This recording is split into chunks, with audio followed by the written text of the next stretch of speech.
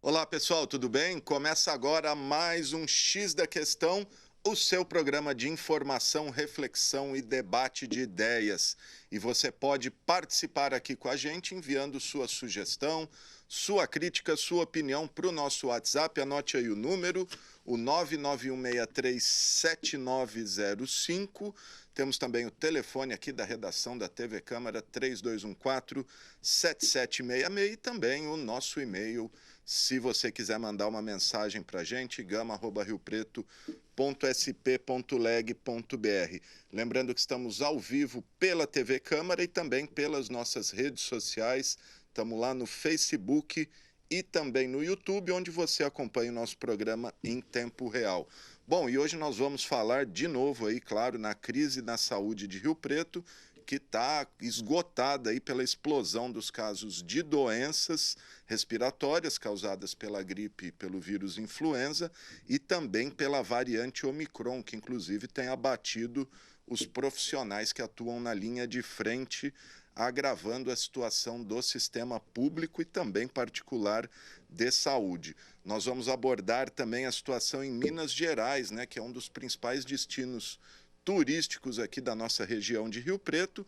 Minas que vem sofrendo, além das fortes chuvas aí, tivemos a tragédia lá em Capitólio e, por consequência aí das chuvas, uma grave crise nas barragens do estado. E vamos falar também da decisão do prefeito Edinho Araújo de reajustar por decreto o IPTU em 10,6%, que foi o índice oficial da inflação divulgado pelo IBGE referente a 2021.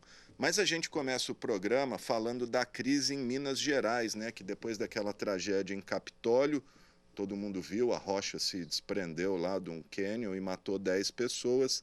A Federação Brasileira de Geólogos divulgou uma nota dizendo que essa tragédia poderia ter sido evitada com um trabalho de prevenção. E essa nota traz também sugestões para que novas tragédias como essa não voltem a ocorrer. E vamos falar também da situação das barragens lá, que com esse monte de chuva que tem caído por lá, tá várias barragens ameaçando rompimento, com um potencial de repetir as tragédias de Mariana e Brumadinho. Mas sobre isso, para entender melhor o que está acontecendo em Minas Gerais, nós vamos conversar agora com o geólogo e geotécnico Abdel Rachi, que é professor de Engenharia Civil no Unicuritiba e é também o diretor da FEBRAGEL, a Federação dos Geólogos aqui do Brasil. Tudo bem, professor Abdel? Está me ouvindo legal? Bom dia, Alexandre. Estou te ouvindo sim. Uma grande satisfação poder participar aqui, esclarecer algumas dúvidas para a sociedade também. Estamos aqui.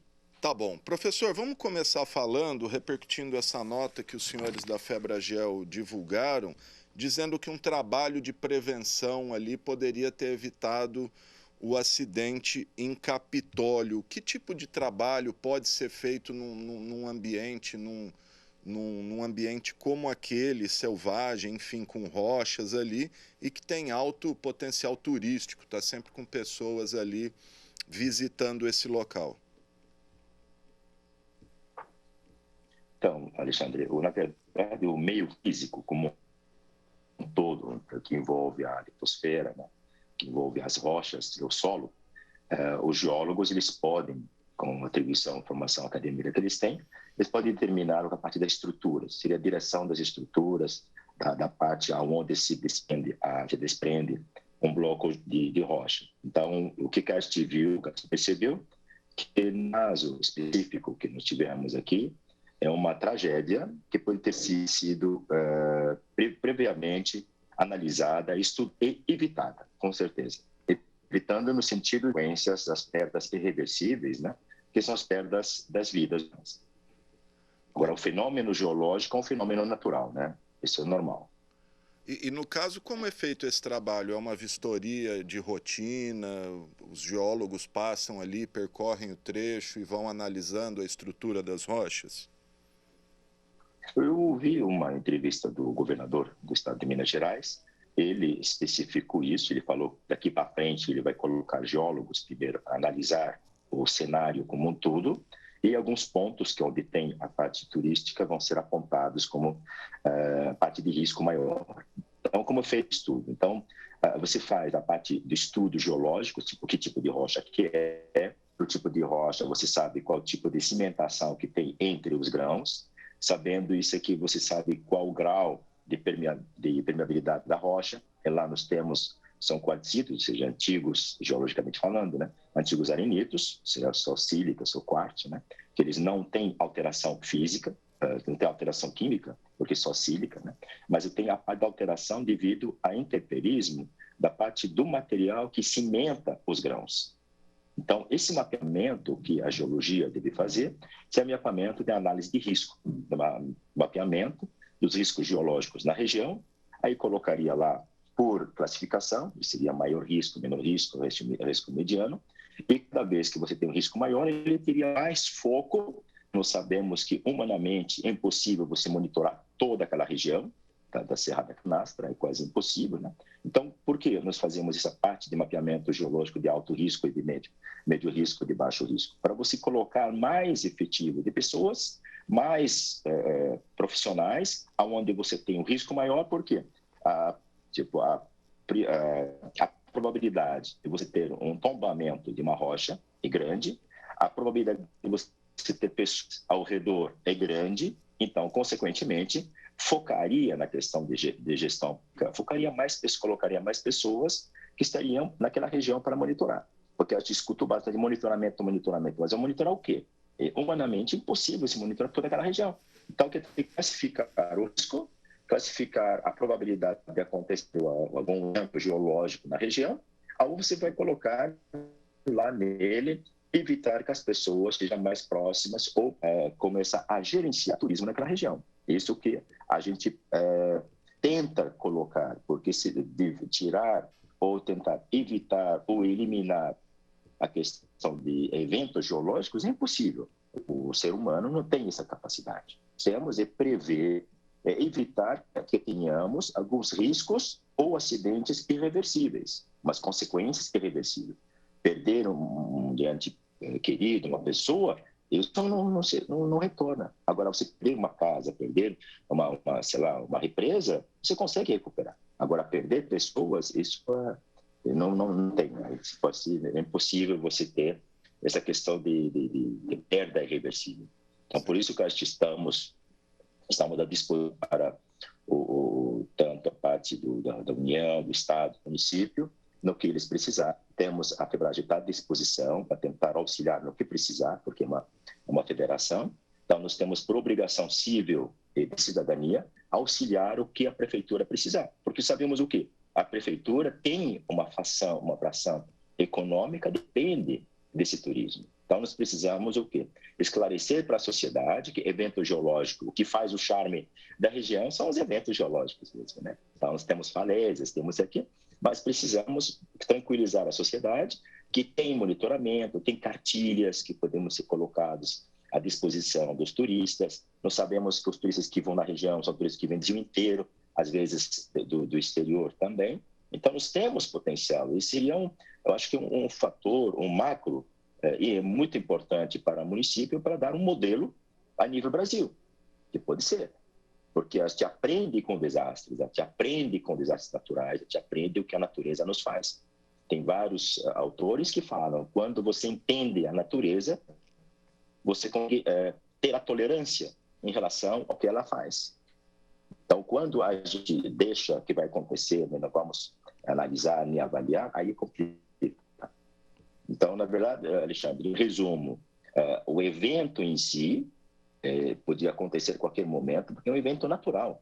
Esse é um evento natural. O que pode ser feito seria ter mapeamento da região, mapeamento geológico de desastres naturais, a parte da análise de risco na região, colocar aquelas cartilhas para turistas, ou seja, profissionalizar o turismo na região. Sem dúvida. Isso que precisa fazer. É uma concessão que a prefeitura pode passar, ou o Estado pode passar, ou a União pode passar para quem vai administrar a região, saiba a responsabilidade que ele tem, colocar um responsável técnico por atividade, turismo que tem lá, que vai responder.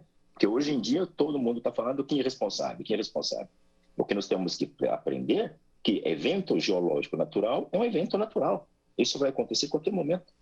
Exatamente.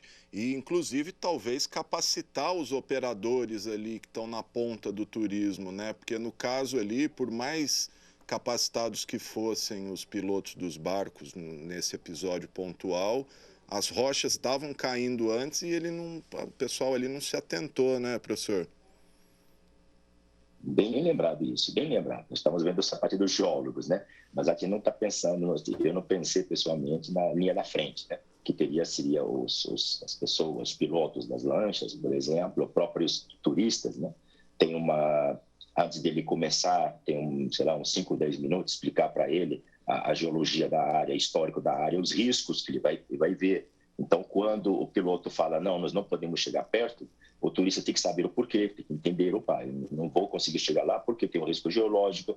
Aí você vai ter uma interação entre toda a sociedade, o turista que está indo lá para tirar uma foto, porque é uma beleza natural quase única no mundo, que em vários países não tem essa beleza, eu não gostaria de poder privar a sociedade perante essa beleza natural que tem. Então, se temos beleza natural, vamos aproveitar, porque o turismo é entre as economias mais baratas e mais rentáveis que existe no mundo. Porque você uma beleza natural que as pessoas têm que ver, verificar, e consegue juntar as forças e fazermos tudo, porque nosso princípio qual é? Fortalecer o município economicamente e permitir que o turista possa chegar e tentar usufruir das belezas naturais que a geologia permite aqui no Brasil. Sem dúvida. Professor, é uma curiosidade, no caso ali apareceram algumas fotos até de anos atrás que mostravam os trincos ali na rocha. Claro que um geólogo, se tivesse observado num mapeamento, perceberia o risco. O que se fazer nesse caso? Explode a rocha ali para derrubar ela antes do evento natural? Como que se força ou como se conserta uma situação dessa?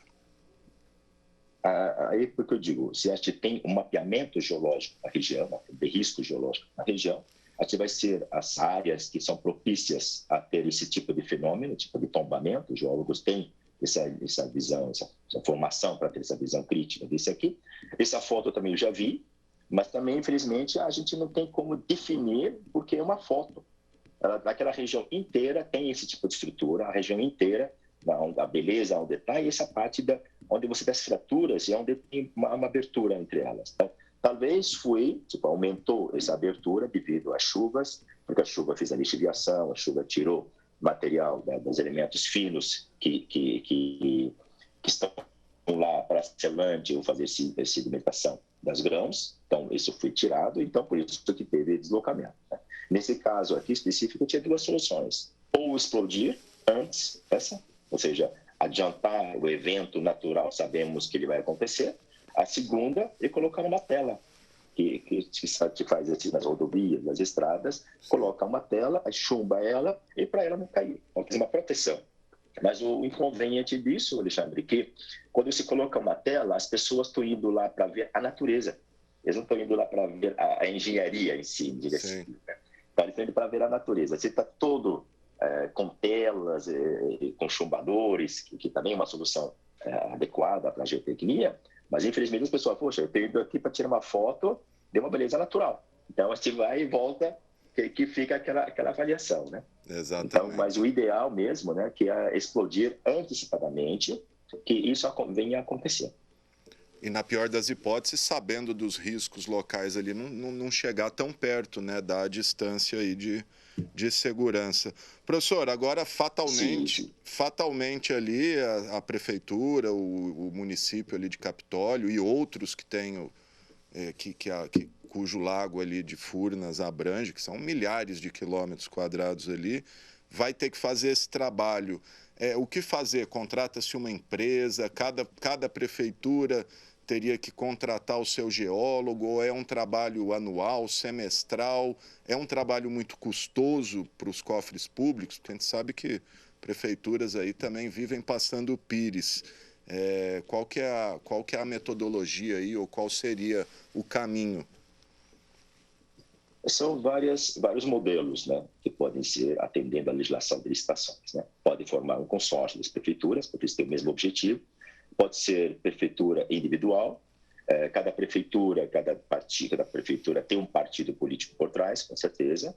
Então, eles têm o seu próprio deputado federal que possa... Nós sabemos que dinheiro que não falta, Alexandre. Eu te garanto isso. O que falta para nós, infelizmente, nas prefeituras, falta projetos, falta profissionais. Então, assim, se eles tivessem preparado projeto execuível para o Ministério da Cidadania, por exemplo, com certeza recursos iam aparecer. Eles têm os seus próprios deputados que são da base deles. Então, eles podem conversar com o seu deputado. Nós sabemos que há recursos específicos, ou do custeio, ou que tem vários modelos, que os recursos financeiros vêm para os deputados federais, que podem participar nesse conjunto aqui. Ou seja, a parte financeira não é o problema. A questão de gestão e a soma entre os prefeitos, eles se juntam, sentam com o próprio governador, vê uma campanha que eles podem ir conversar com ministérios lá em Brasília, Ministério da Cidadania, por exemplo, ou com o MDR, desenvolvimento que eles podem ter, porque recursos têm, sabe, Alexandre? O que eles têm que fazer, saber fazer o consórcio, o ideal seria um consórcio, porque envolve todos o mesmo objetivo, que é o turismo, que é o mapeamento geológico de riscos geológicos para o objetivo específico, os fins. Eles podem abrir uma licitação a nível nacional, eles podem fazer trabalho junto com as universidades. Nós temos uma vasta bibliografia, vastos estudos sobre a região. Então, tem estudos feitos por mestrando, por doutorando, da região inteira. Somar isso. Depois podem contratar uma empresa particular, podem ter um geólogo que possa atender, coordenador do projeto de turismo para a cidade. Então, assim, a solução tem soluções. É só ter vontade, só isso. Legal. E tem a gente vê, não temos como... Pois não, por favor. Não, e aí só complementar, porque tem a própria Furnas ali, né, que é uma parte interessada, que explora a região economicamente e que poderia dar alguma contrapartida aí pela exploração da área, né? Vários meios. A partir de recursos financeiros, eu acho que não é o problema. Se alguém falar, porque não falta dinheiro, me desculpe, eu não vou... Eu, pessoalmente, minha opinião, porque eu sei que eles podem ter recursos de várias maneiras para tentar ter um objetivo maior, seria acalmar a sociedade que gosta desse tipo de turismo, tentar esclarecer para a sociedade que quando o piloto da lancha não se aproxima tanto, porque ele tem uma formação específica para isso, ele está capacitado para tomar a decisão se ele vai ou não vai, porque ele sabe dos riscos. Que a prefeitura vai contratar, por exemplo, ou o geólogo coordenador, ou as universidades, a própria FEBRAGEL, ou qualquer tipo de geólogos que vão lá, montam uma cartilha para os pilotos, cartilha para o turista, para tentar acalmar os turistas que estão lá no lugar seguro e que eles podem entrar, que essa parte vai ficar lembrada por todos nós brasileiros, porque é uma fatalidade, infelizmente, tem famílias que se perderam lá, e isso, infelizmente, não tem como devolver. Então, isso não tem nem que dizer. Procurar o responsável aqui, agora seria a Polícia Civil, o Ministério Público, eles têm essa capacidade, têm conhecimento científico, eles vão descobrir quem foi. Agora, cabe a nós, a vida continua. Nós não podemos culpar o município como um todo por algo que aconteceu, infelizmente, uma conjuntura de fatos, é uma soma de fatores que criou esse acidente, causou esse acidente, infelizmente. Sem dúvida. E depois dessa tragédia, professor, que inclusive assim é chocante porque foi registrada, filmada, né? Então isso já virou uma imagem icônica. E depois disso suspendeu-se passeios como em Foz do Iguaçu, tal. É para tanto isso? É uma medida de segurança necessária? De que maneira essa tragédia pode prejudicar o turismo de geologia no Brasil? Na verdade, isso que é a nossa preocupação eminente, a preocupação máxima, né?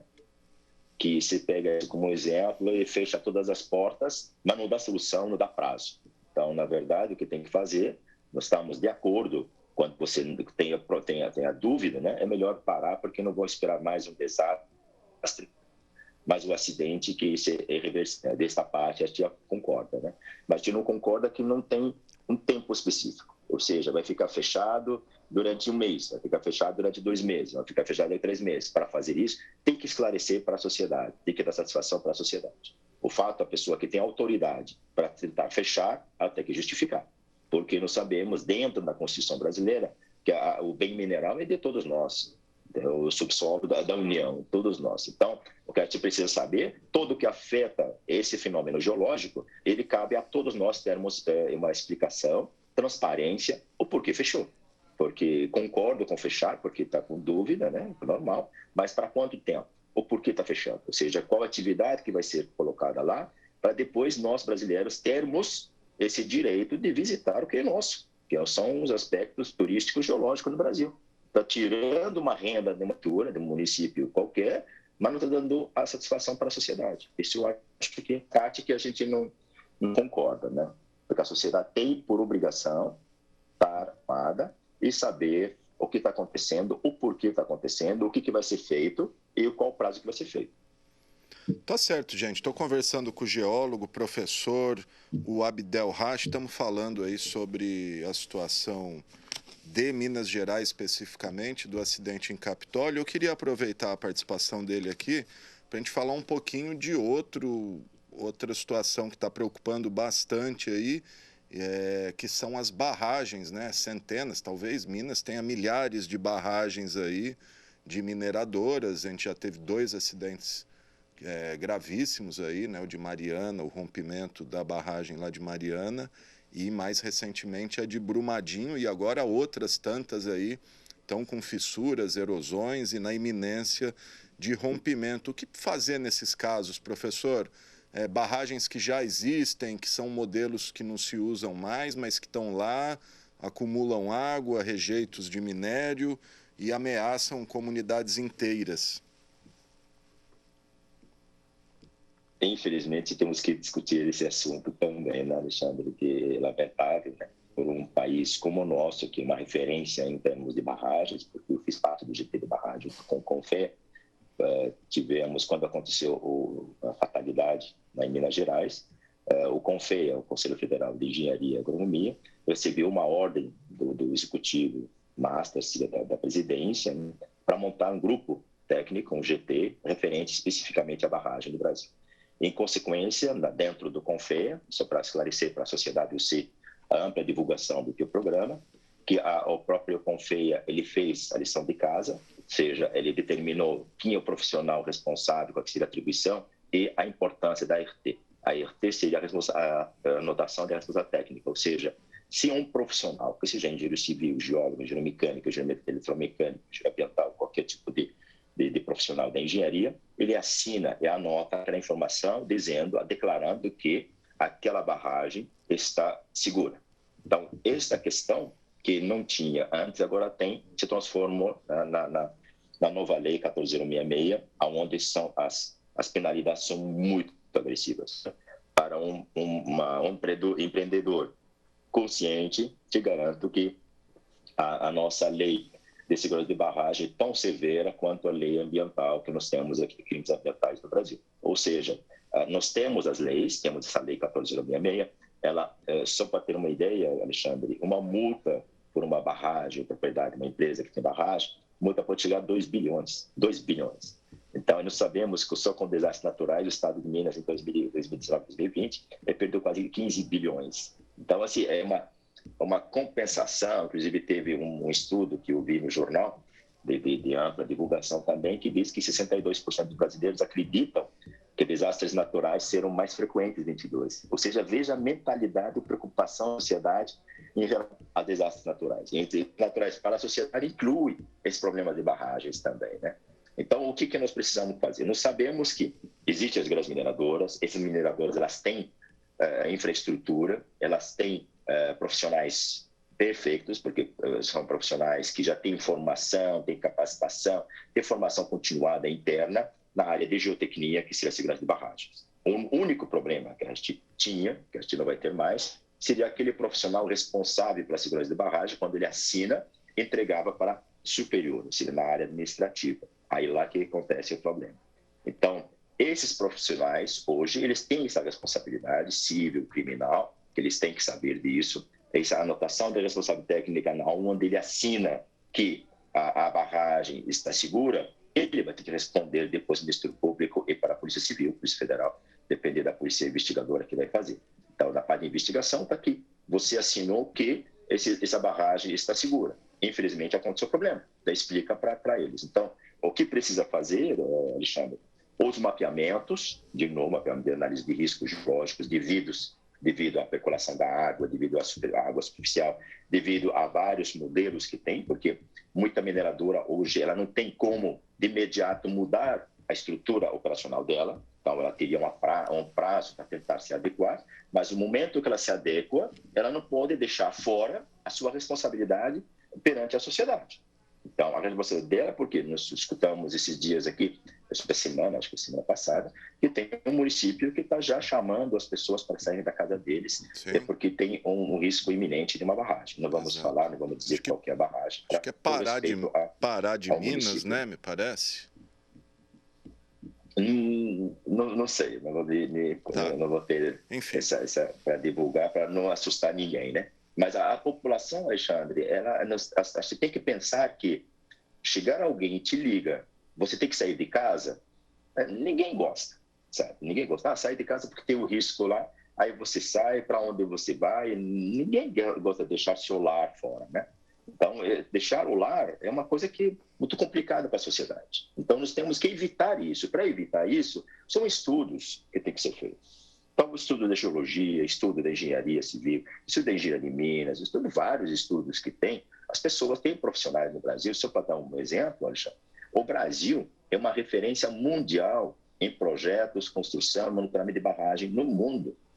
Então, isso você não pode deixar morrer, porque nós somos a referência mundial. Esses acidentes com barragem acontecem no mundo inteiro. Só que, infelizmente, aqui, quando acontece, machuca, mata pessoas, e lá são danos materiais, na maioria dos casos, né? Então, se nós somos referência para a China, para os Estados Unidos, para o Canadá, para vários outros países, em termos de projeto, construção e monitoramento de segurança de barragem, e aqui na lição de casa a gente não faz, desculpe, é uma vergonha que a gente tem que assumir perante a sociedade, né? Porque eu acho que o maior interessado em saber o que está acontecendo tem que envolver mais a sociedade, trazer mais a sociedade para a barragem, tem que explicar para a sociedade o que é a barragem, tem que explicar para a sociedade que a barragem é segura, porque temos isso. Ou seja, tem essa interface entre a mineradora e a sociedade de entorno, é muito mais importante do que qualquer outra atividade de pagar compensação financeira ou compensação econômica. Acho que muito mais importante trazer a sociedade por onde tem as barragens, porque a própria sociedade sai em proteção, em defesa, a própria mineradora. Consequentemente, quando a mineradora avisa a sociedade que está tendo um risco, a sociedade já está envolvida no processo. Então, já está esperando o que vai acontecer, porque se acontecer um acidente, vai ser uma fatalidade. Não quando você não sabe o que está acontecendo, chega lá e fala para eles, tem que sair porque está chovendo e nós não sabemos o que vai acontecer com a barragem. Não, isso eu acho que não cabe, não é para um país muito sério como o nosso tentar chegar nessa situação.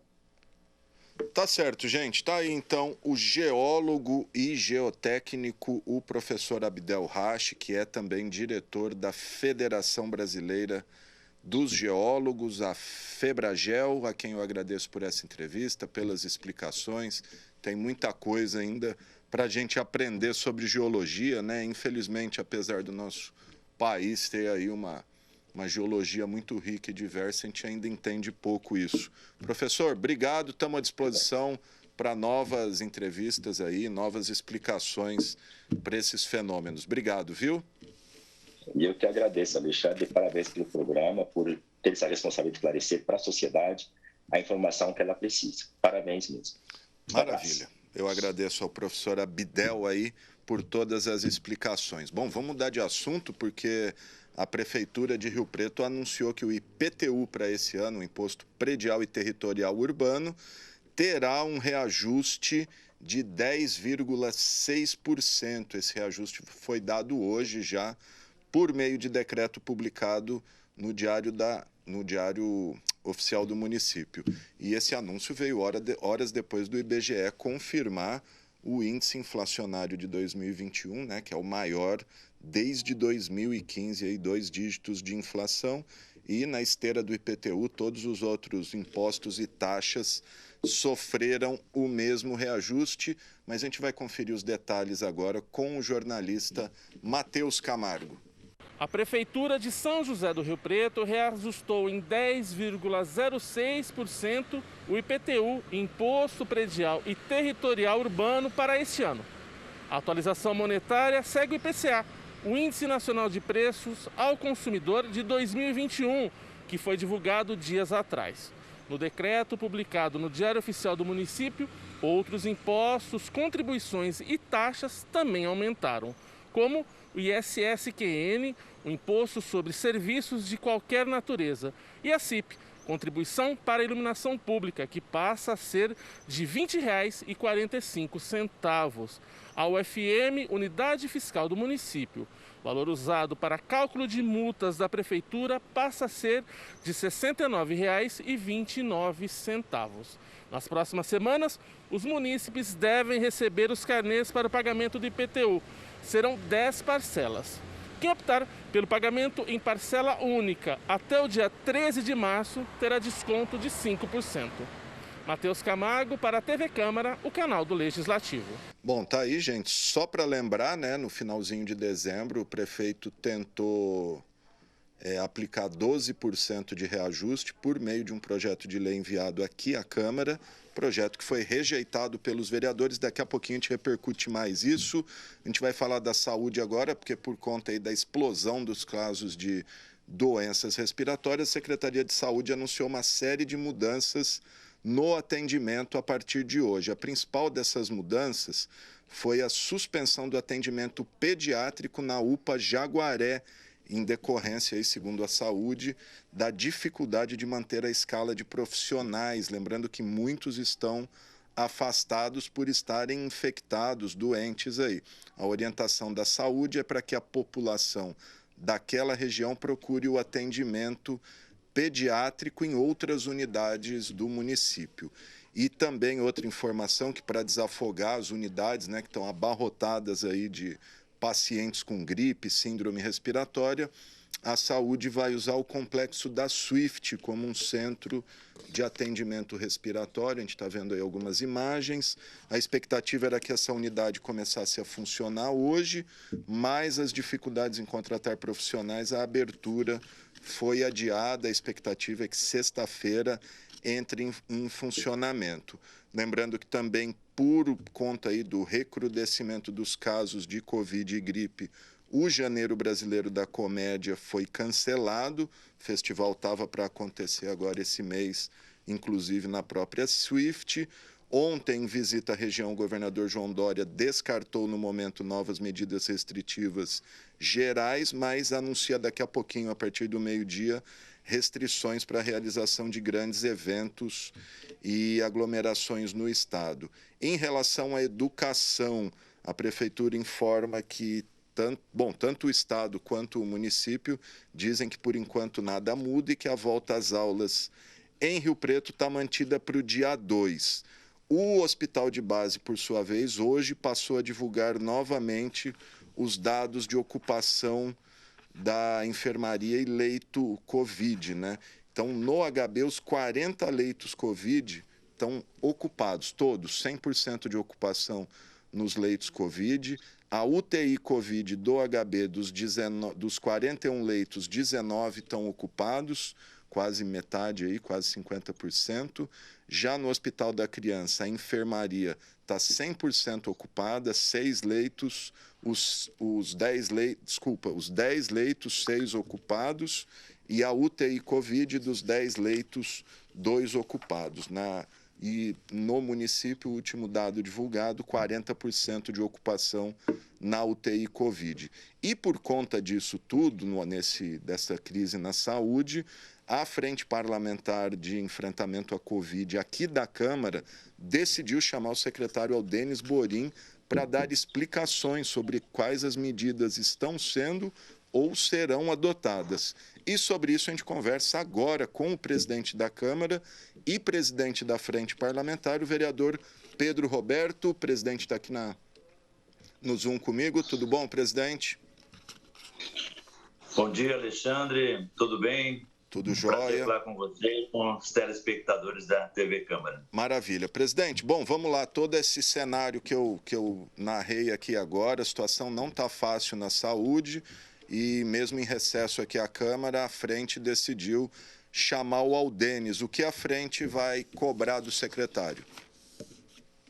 Bom, é importante registrar, Alexandre, que no ano passado, exatamente no dia 13 de janeiro, nós criamos a Frente Parlamentar de Acompanhamento e Combate à Covid. E a Frente trabalhou assim, muito nos 6 meses, 7 meses, praticamente, do ano passado, cobrando os setores da saúde, da educação, em especial também do trânsito, em relação às ações que vimos sendo desenvolvidas aí, ou para atender a população, para que não houvesse ônibus lotado, né? E foi uma luta muito grande. E agora, quando eu acreditava ano passado que a gente praticamente não íamos mais precisar da Frente Parlamentar, nós tivemos que agora lançar a mão novamente da Frente Parlamentar para, neste momento de recesso, como você falou, chamar o secretário de Saúde para dizer o que está sendo feito, o que pode ser feito. Apesar de toda a torcida nossa, para que não houvesse um recrudescimento aí da pandemia, nós vimos acompanhando aí em outros países da Europa, né, África, esse número gigantesco já de casos aí. Infelizmente, a gente sabe que ia chegar no Brasil. Então, eu defendo que os setores que cuidam da saúde da população deveriam estar melhor preparados. Eu sei que a situação, porque o que está acontecendo aqui aconteceu nos Estados Unidos, na Itália, na França, e lá também houve problema com os funcionários da saúde. Então, eu entendo que, e aí é preciso que o secretário de Saúde nos diga quais as providências estão sendo tomadas. Por exemplo, em relação a pessoal, eu entendo que nós estamos num momento de pandemia, é um momento de exceção, né? Não é uma situação normal. Então, eu acho que jogar o problema, por exemplo, que não está podendo contratar funcionários por conta do contrato que venceu, né? Houve uma dispensa no ano passado, que não estavam precisando, precisava dispensar mesmo, e agora não pode contratar por conta da legislação. Acontece que nós estamos numa pandemia, não é uma situação, olha, dá para esperar 1 mês, 2, não dá para esperar. Então, eu acho que a Procuradoria do município precisa se movimentar e buscar alternativa para recontratar, sim, o pessoal que foi demitido. Eu acho que isso é possível. Será que algum promotor, algum juiz iria colocar algum impedimento nisso? Eu acho difícil.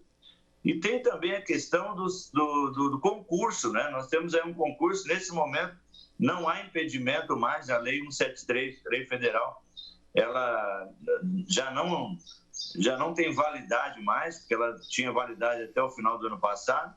Então, agora, é preciso rever. Eu acho que talvez já ter chamado aí o pessoal que passou no concurso público, porque certamente são profissionais que assumiriam aí o serviço. Enfim, era isso. A gente quer ouvir o secretário, saber quais as providências estão sendo tomadas. Eu acho que é inconcebível uma pessoa esperar 8 horas numa UPA para ser atendida. Imagina uma pessoa chegando com problemas, já toda, né, certamente, já assim, debilitada às vezes, esperar até 8 horas. É inconcebível.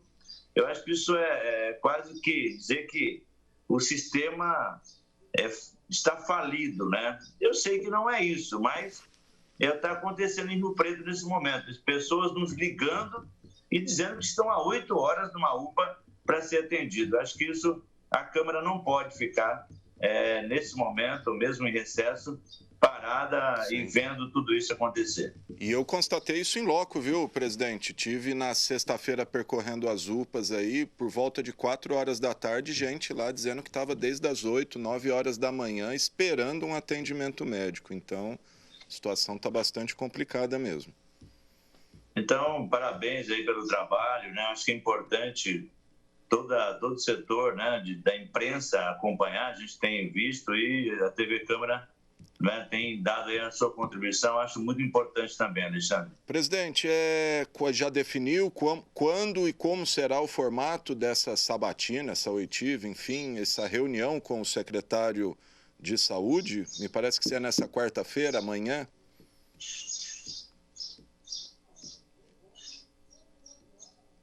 Oi, presidente? Tive um probleminha aqui, acho que no sinal. Por favor, dá para você repetir? Não, já definiu como e quando será essa sabatina com o secretário Aldenis? Me parece que é nessa quarta-feira, dia 13, é isso? Eu estou aguardando aí uma resposta, né, da secretaria. A informação é que o secretário voltaria hoje, apesar de que ele estava meio que em home office aí, né, também infectado. E nós estamos aguardando, Alexandre, uma definição, se possível, hoje, para a gente ouvi-lo amanhã ou depois. Essa é a minha expectativa. Tá certo. Falando ainda da situação da saúde, mas os desdobramentos, questão da educação, como é que o senhor está encarando aí? A educação me disse ontem que não tem nenhum plano B, que a ideia é volta às aulas dia 2. O senhor acha que há essa condição? A frente vai atuar aí para apurar se está tudo certinho, os protocolos, tem segurança para as crianças voltarem à escola? Sim, vamos sim, Alexandre. Eu acho que o primeiro momento, né, mais urgente é saber da Secretaria de Saúde essas ações. Na sequência, já vamos pensar aí em relação à educação e também ao transporte coletivo. Acho que é preciso retomar um plano, né, para que os ônibus não estejam lotados aí. Eu acho que isso hoje está mais perigoso do que antes. Sim. Tem dois fatores aí, um positivo e um negativo, né? O positivo é que essa nova versão, né, do vírus, ela é menos agressiva. Ok, ótimo. Acho que nós vamos ter mais problemas com enfermaria do que com UTI, felizmente. Por outro lado, é muito mais transmissível, ela tem um potencial de transmissão elevadíssimo. Haja visto os casos que nós temos aí na Câmara Municipal e na TV Câmara, né? Espero que todos estejam bem, Sim. Que todos se recuperem. A informação é que ninguém está com um problema mais sério, mas eu acho que isso vai acontecer. O que vai acontecer, na minha avaliação, é que as empresas, não é que o governo vai fechar a empresa, é que as empresas não vão ter gente para trabalhar, né? Como está acontecendo com o banco, Correios. Daqui a pouco vai ter empresas fechadas porque não tem pessoal para trabalhar. Bom, está acontecendo nas companhias aéreas aí, cancelando o voo porque não tem tripulação.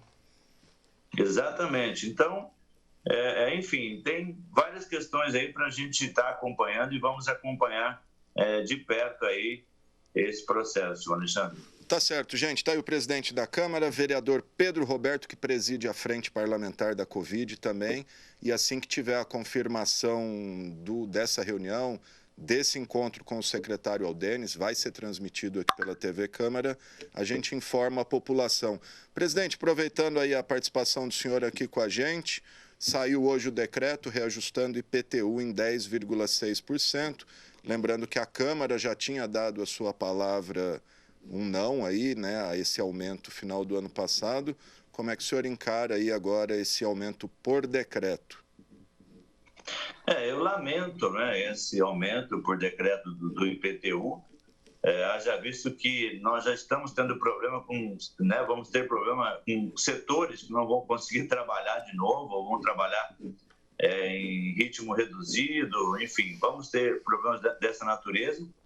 Muitas pessoas perderam trabalho, nós estamos com o poder aquisitivo das pessoas caindo dia a dia. Eu acho que o momento não era para reajustar o IPTU, era para dar um fôlego aí para a população. Eu esperava que não houvesse o aumento e, se houvesse, fosse menor que a inflação. Acho que faltou sensibilidade aí da parte do prefeito de avaliar o momento, né? e nós vamos avaliar aí na Câmara o que nós vamos poder fazer. Acho que é uma prerrogativa do prefeito, né? Então, a Câmara cumpriu o seu papel naquele momento, rejeitando o projeto, que era 12%, pelo menos a população teve um ganho aí de 2%, é muito pouquinho, mas é para mostrar que a Câmara também ela está ouvindo a população, né? Está sensível aos reclames da população. Vamos aguardar um pouco mais, mas eu lamento aí que tenha ocorrido esse aumento do IPTU para toda a população neste momento. Tá certo, gente. Tá então o presidente da Câmara. Algo mais, presidente? Quer deixar mais algum recado aí para a população? Não, dizer que nós estamos atentos aí na Câmara, nós estamos atentos também aí pelo, né, avisar a população que os vereadores, mesmo em recesso, já estão praticamente frequentando a Câmara, as assessorias estão todas trabalhando, a minha assessoria de todos os vereadores estão trabalhando. Eu vou pedir novamente para a população, né, redobrar os cuidados nesse momento, mesmo na Câmara, porque os contatos são muito próximos, né? Isso acaba criando um problema, então as pessoas podem usar o telefone, podem, né, fazer reuniões de forma remota, e também nós estamos atentos, aí vamos aguardar alguma decisão do prefeito. Agora, eu acho que nesse momento a população tem que estar atenta aos cuidados mesmo, né? Uso de máscara, distanciamento. Quem não tomou aí a segunda e terceira dose, por favor, tomem a vacina, né? Já é comprovado que a vacina realmente evita lesões maiores caso a pessoa contraia aí a Covid. Então, é muito importante que as pessoas se vacinem, né? A gente faz esse pedido também à população. Tá certo, presidente. Obrigado pela sua participação, pela sua entrevista e suas informações. Como eu disse, vamos aguardar a confirmação do dia e horário da reunião com o Aldenes para a gente passar para a população. Obrigado, viu? Um abraço. Eu só quero corrigir, acho que eu falei quarta-feira, dia 12, é quarta-feira, dia 13 amanhã, 13 de janeiro. E só lembrando, a gente falou do recesso da Câmara, o recesso termina dia 20 e a primeira sessão dia 25, é isso, né? Terça-feira, primeira terça-feira após dia 20. É isso aí, gente. E essa edição do X da Questão fica por aqui.